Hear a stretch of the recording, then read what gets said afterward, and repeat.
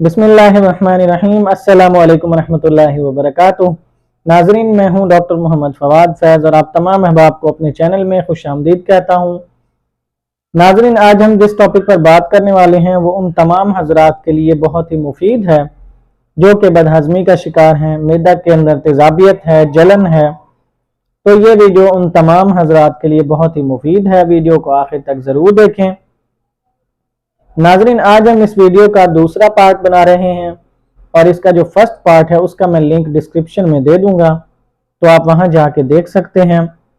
नाजरीन, इस वीडियो को, इस टॉपिक को हमने पार्ट्स में इसलिए डिवाइड किया है क्योंकि काफ़ी दोस्तों की रिक्वेस्ट थी कि वीडियो बहुत लंबी हो जाती है, इसलिए आप शॉर्ट वीडियो बनाया करें।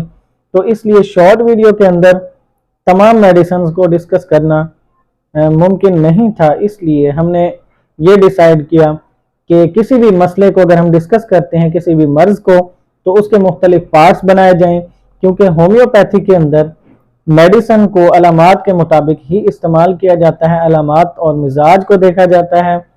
इसलिए अलामात और मिजाज के मुताबिक हर फर्द की जो मेडिसिन है वो अलग बनती है एक मसले की। मिसाल के तौर पर अगर किसी इंसान को बदहज़मी है और उसी के साथ ही कोई दूसरा है जिसको यही मसला है, लेकिन उन दोनों की अगर अलामात देखी जाए और मिजाज देखा जाए तो उनकी मेडिसिन अलग बनेगी।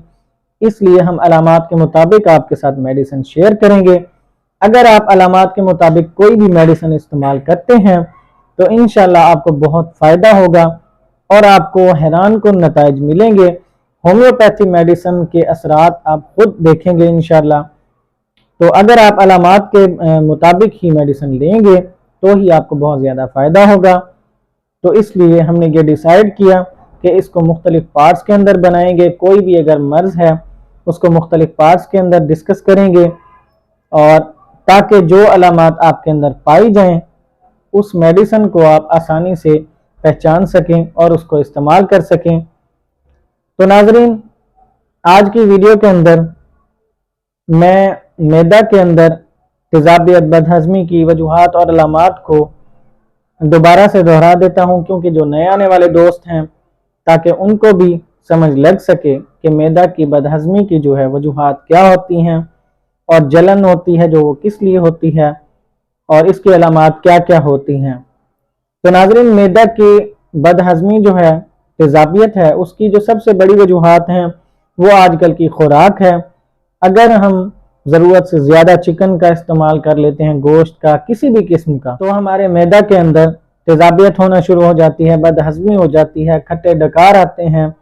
यानी कोई भी चीज़ अगर आप ज़रूरत से ज़्यादा इस्तेमाल कर लेते हैं, गोश्त ज़्यादा इस्तेमाल, ख़ास तौर पर ऐसे हजरात जो मुर्गन अशिया के शौकीन होते हैं और मुर्गन अशिया के ज़्यादा इस्तेमाल से वो बदहज़मी का शिकार हो जाते हैं, तो उनके लिए भी ये वीडियो बहुत मुफीद है। तो नाज़रीन, अगर आपने अपने मैदा को सेहतमंद रखना है तो आप अपनी खुराक को सही इस्तेमाल करें, ज़रूरत से ज़्यादा इस्तेमाल हरगिज़ मत करें।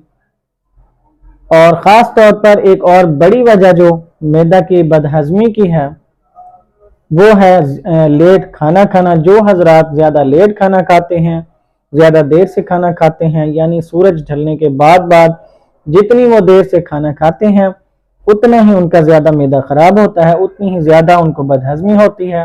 नाज़रीन, नाक़िस खुराक का इस्तेमाल भी, जो खुराक पुरानी हो चुकी हो, 2-3 दिन से पड़ी हो, उसके इस्तेमाल से भी मैदा के अंदर तेज़ाबियत हो सकती है, बदहज़मी हो सकती है।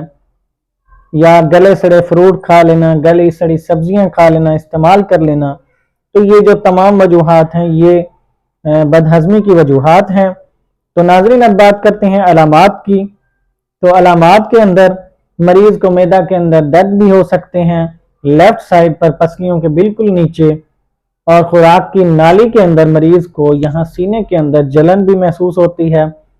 ये तेज़ाबियत की वजह से, गैस की वजह से जलन होती है मरीज़ को। और मैदा के अंदर सोजिश भी हो सकती है, सोजिश की वजह से दर्द महसूस होता है मरीज़ को काफ़ी, और जलन सी महसूस होती रहती है मैदा के अंदर।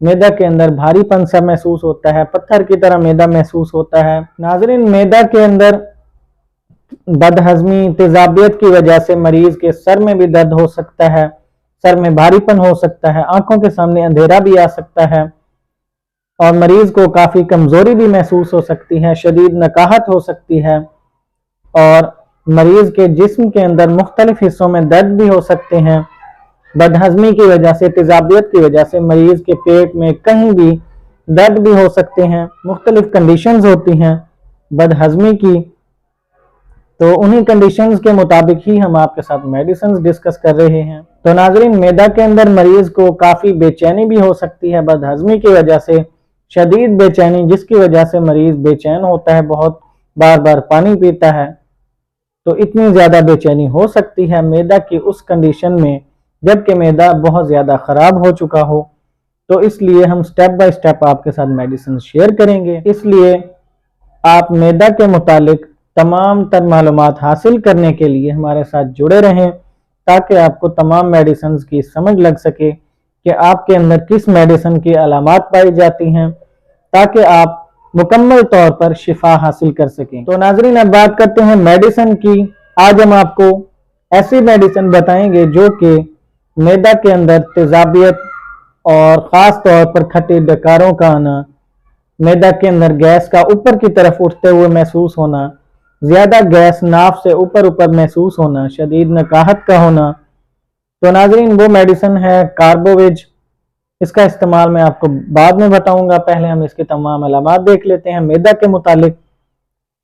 تو ناظرین، اس میڈیسن کی جو اہم علامات ہیں، مخصوص علامات، اس کے اندر معدہ کے اندر تیزابیت ہو جاتی ہے، مریض کو کھٹی ڈکاریں بھی آتی ہیں اور گیس اوپر کی طرف اٹھتی ہوئی محسوس ہوتی ہے، اور مریض کو خاص طور پر ڈکاریں آنے سے کچھ سکون محسوس ہوتا ہے، یہ بھی اس کی مخصوص علامات کے اندر آتا ہے۔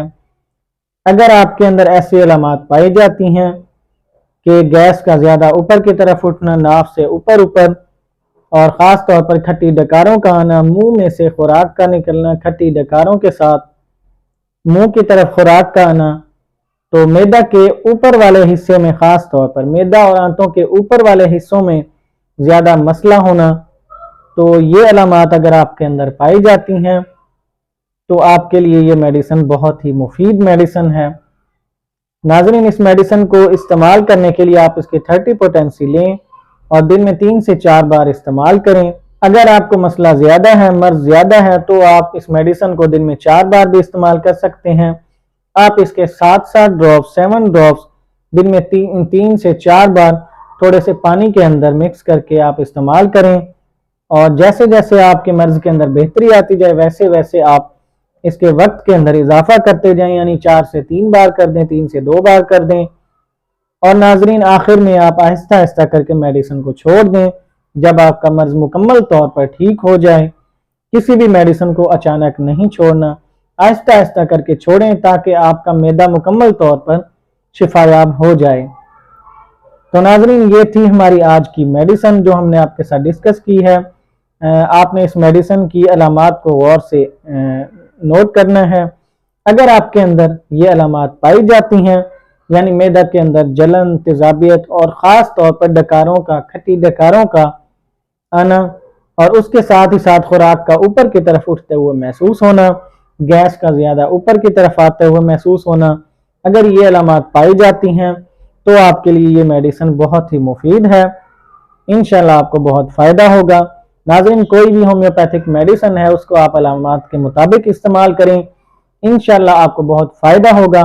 اگر علامات کے مطابق آپ میڈیسن استعمال نہیں کرتے تو آپ کو کوئی بھی فائدہ نہیں ہوگا، کیونکہ علامات کو دیکھ کر ہی میڈیسن کا پتہ چلتا ہے کہ اس میڈیسن کی کون کون سی علامات مریض کے اندر پائی جاتی ہیں، اور مریض کے مزاج کا پتہ چلتا ہے میڈیسن کی علامات سے۔ تو اس لیے آپ میڈیسن کی علامات کو غور سے دیکھا کریں، جس میڈیسن کی علامات آپ کے اندر ہوں وہی میڈیسن آپ استعمال کریں۔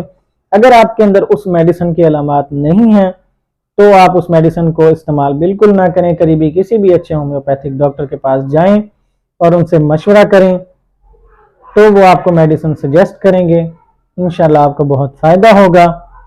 ناظرین، آخر میں آپ تمام احباب سے گزارش ہے کہ ہمارے لیے بھی دعا کریں تاکہ ہم آپ کے ساتھ اسی طرح علم بانٹتے رہیں۔ اللہ پاک آپ تمام احباب کو بھی اچھی صحت دے۔ اجازت دیجیے، اللہ حافظ۔